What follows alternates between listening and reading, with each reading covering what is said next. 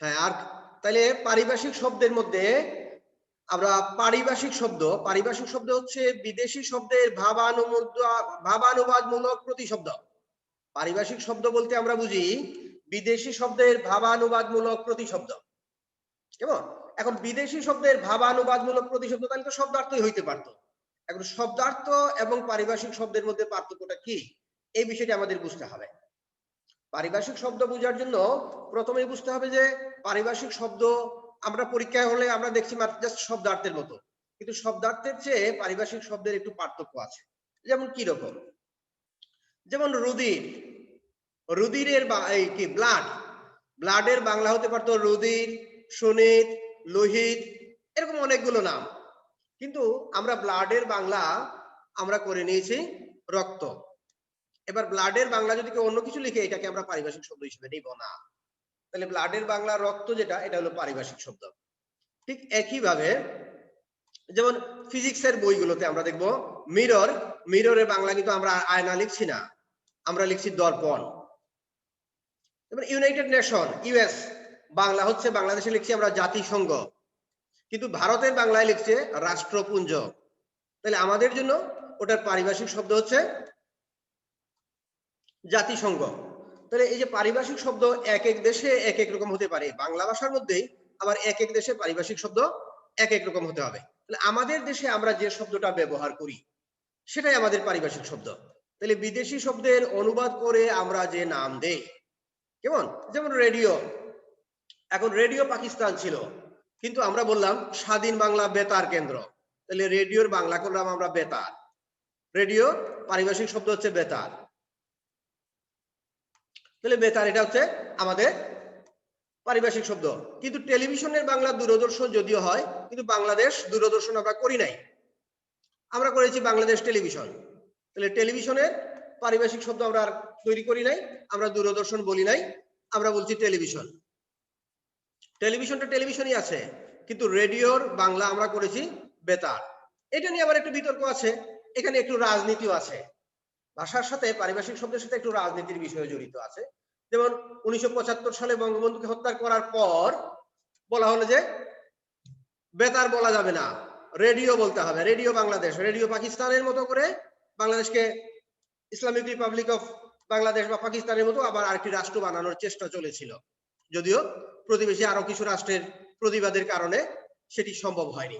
কিন্তু তারা শব্দের ক্ষেত্রে এই কাজগুলো করতে চেয়েছিলেন, কিন্তু করতে পারেননি। আমরা দেখলাম যে পরবর্তী সময় আবার মুক্তিযুদ্ধের সপক্ষের সরকার ক্ষমতায় আসার পর আবার রেডিও বাংলাদেশ বদলে বাংলাদেশ বেতার করে দিয়েছে। তাহলে এখন রেডিওর পারিভাষিক শব্দ আমাকে রেডিও লিখলে হবে না, আমাকে বেতার লিখতে হবে। আবার যেরকম কোয়ারেন্টাইন ট্রিটমেন্ট, কোয়ারেন্টাইন, এখন কোয়ারেন্টাইনের বাংলা হচ্ছে সঙ্গরোধ। মানে কোয়ারেন্টাইন ট্রিটমেন্টে হচ্ছে কোনো সাথে কোনো সঙ্গী রাখা হয় না। যেমন এখন তোমরা জানো যে বিভিন্ন ফ্লু বা আমাদের করোনা ভাইরাসে আক্রান্ত হলেও কাউকে একা রেখে যে ট্রিটমেন্ট দেওয়া হয়, তার রুমে আত্মীয় স্বজন কাউকে রাখা হয় না। অন্য কোনো রোগ হলে কেবিন ভাড়া নিয়ে আমরা সাথে আরো দু একজন থাকতে পারি, কিন্তু করোনা রোগে আক্রান্ত রোগীকে সাথে আমাদের আর কাউকে রাখতে হয় না, এই যেটা কোয়ারেন্টাইন। তাইলে কোয়ারেন্টাইনের বাংলা আমরা করেছি সঙ্গ নিরোধ বা সঙ্গরোধ। কেমন? যেমন তিনি 5টার ফ্লাইটে ঢাকা যাবেন, এখন ফ্লাইট আমরা বাংলায় ফ্লাইটই বলছি, কিন্তু ইন্ডিয়াতে বলছে 5টার উড়ান। আমরা বলছি এয়ারফোর্সে বাংলা করছি বিমান বাহিনী, তিনি এয়ারফোর্সে চাকরি করেন বা বিমান বাহিনীতে চাকরি করেন, এয়ারফোর্সে বাংলা নাম দিয়েছি আমরা বিমান বাহিনী, কিন্তু ভারতীয় বাংলায় আছে বায়ুসেনা। এই যে শব্দ, এগুলোকেই বলা হয় পারিভাষিক শব্দ। তাহলে পারিভাষিক শব্দ লেখার সময় আমাদের যে বিষয়টি খেয়াল রাখতে হবে, একটি হচ্ছে এই শব্দটির যে বাংলা শব্দ হলো, এই বাংলা শব্দটি আমরা বুঝি কিনা। না বুঝলে ওই ডিকশনারি দেখে বাংলা শব্দটা ডিকশনারিতে দেখে এটা অর্থ বুঝে নিতে হবে, প্রেক্ষিত বুঝে নিতে হবে। পারিভাষিক শব্দ এক এক সময় এক একটি অর্থ ধারণ করে। যেমন ধাতু, ধাতু একটি ব্যাকরণের পারিভাষিক শব্দ, এক এক সাবজেক্টে এক এক রকম নাম ধারণ করছে। যেমন আমরা যখন ফিজিক্স বা কেমিস্ট্রি পড়ছি ধাতু, মেটালের বাংলা হচ্ছে ধাতু। আর যখন আমরা পড়ছি কি বাংলা ব্যাকরণ, তখন হচ্ছে ক্রিয়ার মূল হচ্ছে ধাতু। আবার অন্য কোনো সাবজেক্ট হয়তো আমরা অন্যভাবে দেখবো, যেমন গুণ, দোষ গুণ একটা অর্থে গুণ। আবার অঙ্কে যখন আমরা গুণ পড়ছি তখন হচ্ছে ইনটু বা গুণ। আবার প্রকৃতি প্রত্যয়ে যখন আমরা গুণ পড়ছি তখন যে এই যে প্রকৃতির যে অংশের পরিবর্তন ঘটে সেটাকে গুণ বা বৃদ্ধি বলে। এই যে বিষয়, তাহলে গুণটা এক এক সময় এক এক অর্থে ব্যবহৃত হচ্ছে। যেমন আমরা জানি যে যারা বুয়েটে পড়াশোনা করে বা ইঞ্জিনিয়ারিং এ পড়াশোনা করে আমরা তাদেরকে ইঞ্জিনিয়ার বলছি, বা কারিগরিতে ডিপ্লোমা যারা করে তাদেরকে আমরা অনেক সময় ইঞ্জিনিয়ার বলি। কিন্তু চাকরিতে যখন জয়েন করলো তখন তার প্রাথমিক পোস্ট হলো, যখন এই যে ডিপ্লোমা পাস করে যখন জয়েন করলো তখন হচ্ছে তার নাম হচ্ছে সাব অ্যাসিস্ট্যান্ট ইঞ্জিনিয়ার। এখন সাব অ্যাসিস্ট্যান্ট ইঞ্জিনিয়ার আমরা বাংলা কি করব? আমরা একটা বাংলা নাম দিয়েছি উপ সহকারী প্রকৌশলী। তারপর একটা প্রমোশন পেয়ে অথবা যারা বুয়েট থেকে পাশ করে আসে তারা সরাসরি যে পদে জয়েন করে সেটা হচ্ছে অ্যাসিস্ট্যান্ট ইঞ্জিনিয়ার। তাহলে পাশ করলে আমরা ইঞ্জিনিয়ার বলছি, কিন্তু চাকরিতে জয়েন করার পর সে হচ্ছে অ্যাসিস্ট্যান্ট ইঞ্জিনিয়ার। তাহলে এটার বাংলা করছি আমরা সহকারী প্রকৌশলী। এই যে দাপ্তরিক শব্দ, এই পারিভাষিক শব্দের আরেকটা অংশ হচ্ছে দাপ্তরিক শব্দ। তোমাদের সিলেবাসে পারিভাষিক ও দাপ্তরিক শব্দ। তাহলে বিভিন্ন দপ্তরে, মানে অফিস আদালত, দপ্তর, দপ্তর ফার্সি শব্দ, যেটাকে আমরা ইংরেজিতে অফিস বলি, হ্যাঁ আরবিতে আদালত বলি। আদালত, অফিস, দপ্তর, তিনটা ভাষার তিনটা শব্দ একই অর্থ। তো এই জায়গাগুলোতে কিছু শব্দ ব্যবহৃত হয়, যেমন আমরা জিএম। এখন জিএম আমরা সংক্ষেপে বলছি, জিএম এর পুরো ইংরেজি শব্দ হচ্ছে জেনারেল ম্যানেজার। এবার এটার বাংলাটা কি? আমরা অনেকেই জিএম চিনি কিন্তু বাংলা হয়তো জানি না। এই যে বাংলা যে শব্দ, এটা হচ্ছে দাপ্তরিক শব্দ, মহা ব্যবস্থাপক। জেনারেলের বাংলা আমরা করছি মহা, ম্যানেজারের বাংলা করেছি আমরা ব্যবস্থাপক। তাহলে জেনারেল ম্যানেজার বা জিএম এর বাংলা হচ্ছে মহা ব্যবস্থাপক। আবার এমডি, কারখানার যে এমডি, ম্যানেজিং ডিরেক্টর, সংক্ষেপে লিখছি আমরা এমডি। এটার বাংলা করলে ব্যবস্থাপনা পরিচালক। এই যে শব্দগুলো, এগুলো হচ্ছে পারিভাষিক শব্দ। তাহলে আমরা পারিভাষিক শব্দ লেখার সময় আমরা যেটা কাজটি করতে হবে, বিগত কয়েক বছরের বোর্ড কোয়েশ্চেন গুলো আমরা নেব। বোর্ড কোয়েশ্চেন গুলো নিয়ে ওখান থেকে কোয়েশ্চেন থেকে আমরা এই যে শব্দগুলো আমরা নিচে নিচে শব্দগুলো লিখবো খাতায়। প্রদত্ত শব্দ, পারিভাষিক শব্দ। প্রদত্ত শব্দ যে সাধারণত আমাদের পরীক্ষায় ইংরেজি শব্দগুলোই দেয়া থাকে, যেমন আমরা সেই ইংরেজি শব্দগুলোকে নিচে নিচে নিচে নিচে প্রদত্ত শব্দ লিখে শব্দগুলোকে নিচে নিচে আমরা লিখে নেব। ওই যে বোর্ড কোয়েশ্চেন এবং আনসার যেখানে, এখান থেকে আমরা লিখবো না, আমরা লিখবো বিভিন্ন বোর্ড কোয়েশ্চেন গুলো থেকে কোয়েশ্চেন গুলো লিখে নেব। কোয়েশ্চেন থেকে পারিভাষিক শব্দগুলো নিচে নিচে লিখে নেব। এবার মূল বইয়ের পারিভাষিক শব্দের আলোচনা যে অংশে আছে সেখানে দেখবো যে আবিধানিকভাবে শব্দগুলোকে সাজানো আছে। ওখান থেকে আমরা শব্দগুলো খুঁজে নিয়ে নিয়ে অর্থগুলো লিখে নেব, এবং লিখতে গিয়ে যে শব্দের অর্থ পারি না বা অর্থ বাংলা অর্থ দেওয়া আছে কিন্তু বাংলা অর্থ বুঝি না, সেটা নিচে আমরা একটু দাগ দিয়ে রাখবো, বা পরবর্তী কোনো একটা ক্লাসে আমাদের কথা বলে নেব। যেমন ইন্ডেক্স। এখন ইন্ডেক্স আর কন্টেন্ট, এই দুইটার মধ্যে অনেক ছাত্র ভুল করে থাকেন, এবং অনেক শিক্ষিত ব্যক্তিও এই বিষয়টি জানেন না। এমনকি অনেক এমএ পাস ব্যক্তিও জানেন না। এমএ, এমএসসি, এমকম পাস ব্যক্তিও অনেক সময় ইন্ডেক্স আর কন্টেন্টের পার্থক্য বুঝেন না। এখন কন্টেন্ট হচ্ছে সূচি। কন্টেন্ট শব্দের অর্থ হচ্ছে সূচি। বইয়ের প্রথম দিকে থাকে সূচিপত্র। সূচিপত্রের মধ্যে কোন কোন অধ্যায়, কোন কোন চ্যাপ্টার, অধ্যায়ের নাম বা অধ্যায়ের বিষয়গুলো দেয়া থাকে, কেমন? কিন্তু শুধুমাত্র গবেষণামূলক গ্রন্থে গবেষকদের জন্য শেষের দিকে এই বইয়ে ব্যবহৃত প্রধান প্রধান শব্দগুলো দেয়া থাকে, কেমন? এই বইয়ে প্রধান প্রধান শব্দগুলো দেয়া থাকে। তাহলে সেখানে দেয়া থাকে যে আবিধানিকভাবে কিছু শব্দ দেয়া থাকে। এই শব্দগুলো বইয়ের কোন পৃষ্ঠায় আছে সেখানে পৃষ্ঠা নাম্বারগুলো উল্লেখ করা থাকে। ক্লাস চলছে? হ্যাঁ হ্যাঁ না,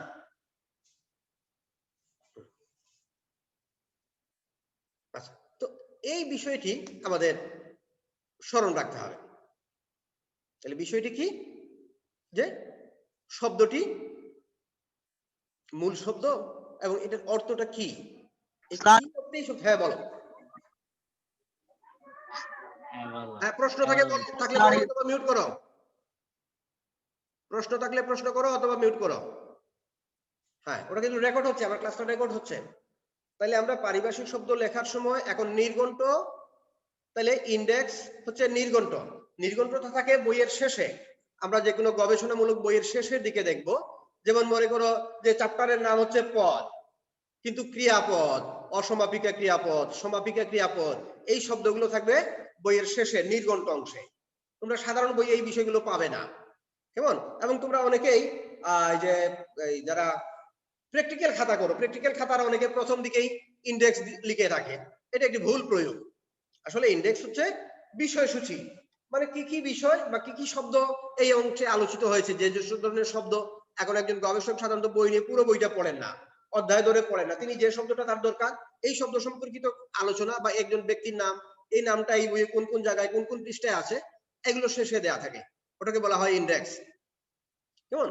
তো ইন্ডেক্স এবং কন্টেন্টের পার্থক্য আমরা পরবর্তীতে ক্লাস যখন চলবে আমরা প্রত্যক্ষ উদাহরণ দিয়ে আমরা দেখালে, একটি বই থেকে দেখালে এই বিষয়টি তোমাদের কাছে আরো কিছু স্পষ্ট হবে।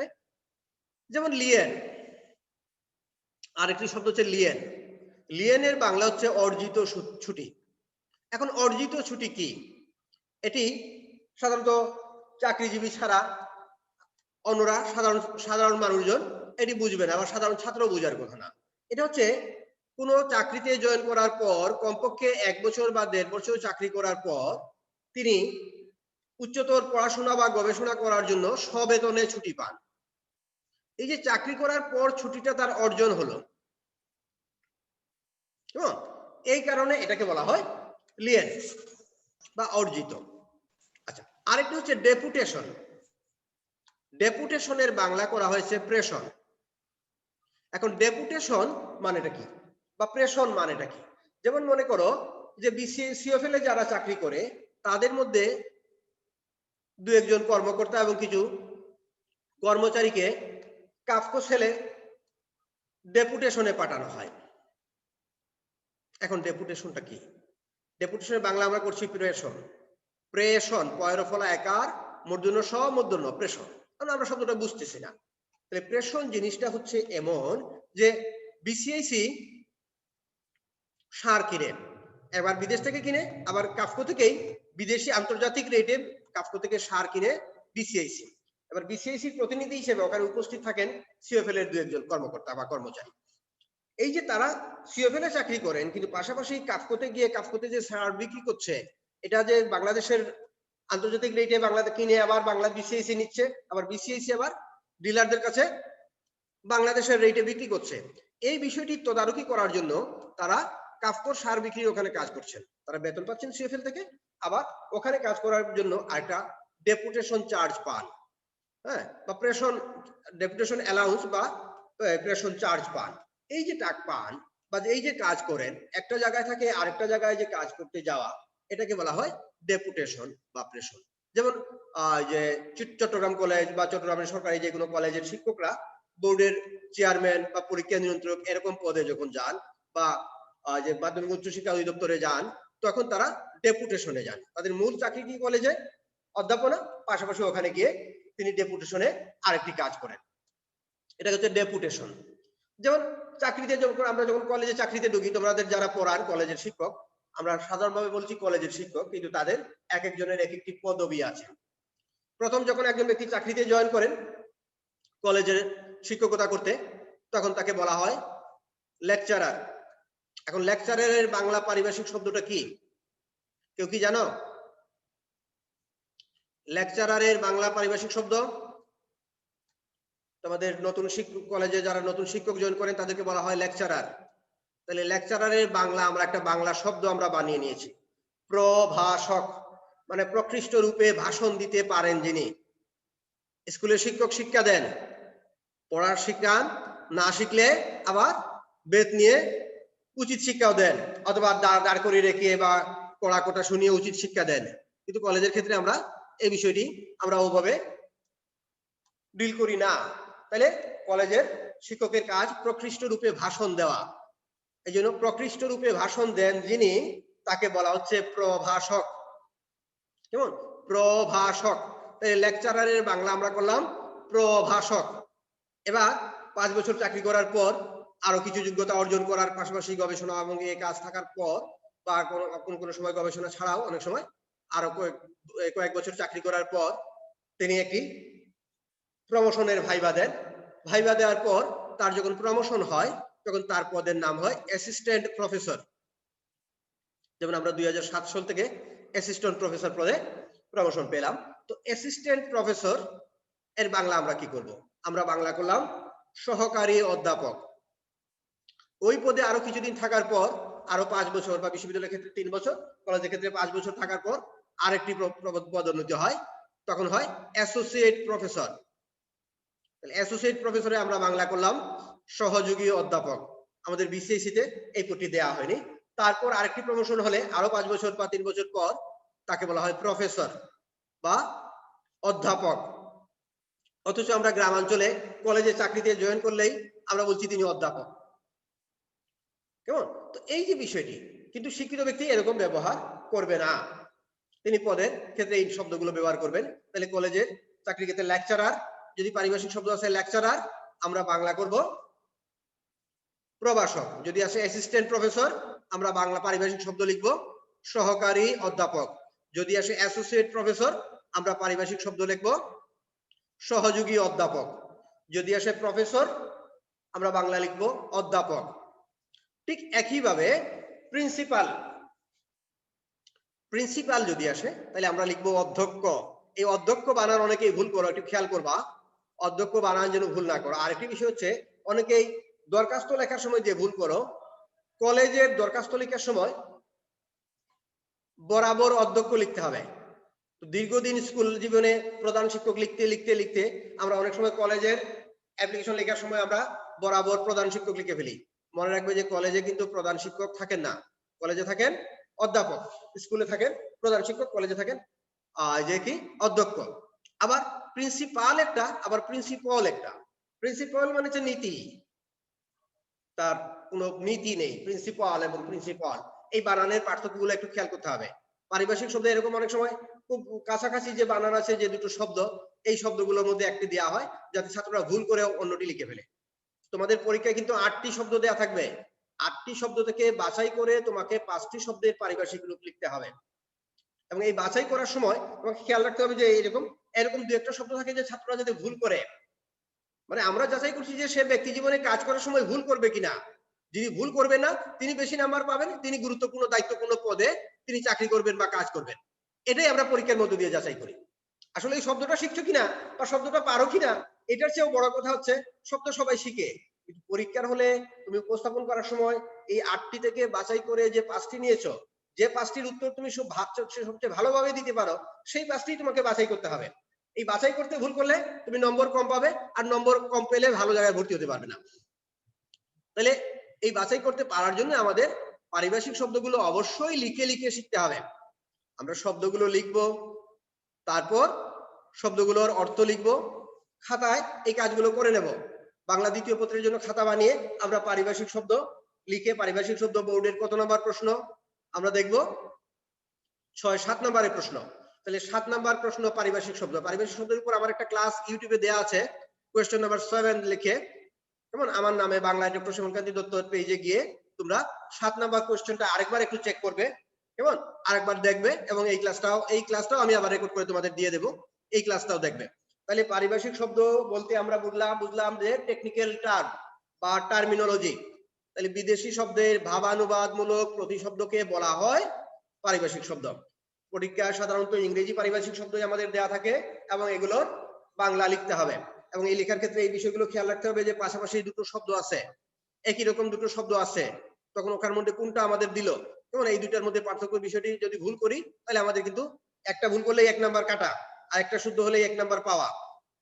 সুতরাং বাছাই করে আমাদের 5টি নয় তো, পারিভাষিক শব্দ তোমাদের আরো বেশি লিখতে হবে, 10টি লিখতে হবে। পারিভাষিক শব্দ আমাদের লিখতে হবে 10টি, দেয়া থাকবে 12টি থেকে 15টি। 15টি থেকে যে 10টি শব্দের অর্থ আমি কনফার্ম জানি বা পারিভাষিক রূপ আমি কনফার্ম জানি, সেই 10টি শব্দই আমি বাছাই করে লিখবো। কেমন? এই বিষয়টি মাথায় রেখে কাজ করবে, এখানে যেন ভুল না হয় এই বিষয়টি একটু সতর্ক থাকবে। আর অবশ্যই বাসায় লিখে অনুশীলন করবে, এবং যে শব্দের বাংলাটাও তুমি যদি না বোঝার থাকে, বাংলাটাও বুঝো না এরকম কোনো শব্দ থাকে, তাহলে অবশ্যই এটা আমাকে দেখে নেবে বা সংশ্লিষ্ট শিক্ষকের সাথে কথা বলে নেবে বা যার সাথে তুমি যোগাযোগ করতে পারো তার সাথে কথা বলে নেবে। এবং পারিভাষিক শব্দের 9-10 এর বইয়েও তোমাদের যে শব্দের যে অধ্যায় আছে, শব্দের অধ্যায়ের শেষে একদম শেষের দিকে কিছু পারিভাষিক শব্দ দেওয়া আছে, সেই শব্দগুলো একটু দেখে নেবে। যেমন অক্সিজেন, পারিভাষিক শব্দ নিয়ে মজার মজার কাহিনীও আছে। যেমন অক্সিজেনের বাংলা নাম অম্লজান কেন হলো? কারণ অক্সিজেনের বাংলা নাম যখন দিবেন তখন বিজ্ঞানের এই বিষয়গুলো নিয়ে যিনি লিখছেন জ্যোতিরিন্দ্রনাথ ঠাকুর, তখন অক্সিজেনের কৌটা খুলেছেন, খুলে টেস্ট করেছেন, টেস্ট করতে দিয়ে অক্সিজেনকে একটু অম্ল লাগছে, টক টক লাগছিল, এই জন্য এটার নাম দিয়ে দিলেন অম্লজান। আবার অনেক সময় অনেক পারিভাষিক শব্দ লেখা হয়েছে কিন্তু এটার পারিভাষিক নাম না ব্যবহার করে আমরা সরাসরি ইংরেজিটাই ব্যবহার করছি, কেমন? সেক্ষেত্রে পারিভাষিক শব্দ ক্ষেত্রে আমরা ওই ইংরেজি শব্দই আমরা ব্যবহার করব। তো আজকের ক্লাস সময় এখানে শেষ হয়ে গেল, আজকে আপাতত এখানেই শেষ করছি, কেমন? তো পরবর্তী আসসালামু আলাইকুম। ভালো থেকো সবাই।